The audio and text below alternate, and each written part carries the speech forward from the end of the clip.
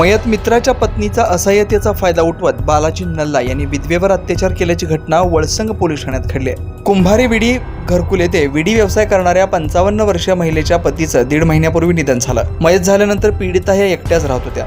पतीचा मित्र बालाजी नल्ला हा कधी कधी घरी यायचा, त्यामुळे त्याची पीडितेबरोबर ओळख होती। 20 दिवसापूर्वी या बालाजी नल्ला यांनी रात्री 2च्या सुमारास घरी एकटी असताना दरवाजा ठोठावून घरात प्रवेश केला। बाहेर पाऊस पडत आहे असं म्हणून आलेल्या बालाजीनं पीडितेला नो एप्पूड नाकू कावाली असं म्हणत माझ्यावर बळजबरीने माझ्या इच्छेविरुद्ध शरीर संबंध करून सदर घटनेबाबत कोणाला सांगितलं तर तू एकटे आहेस, तुला खलास करतो अशी धमकी दिली। तदनंतर बालाजी नल्ला यांनी या पीडितेचा गैरफायदा घेत वारंवार अत्याचार करू लागला।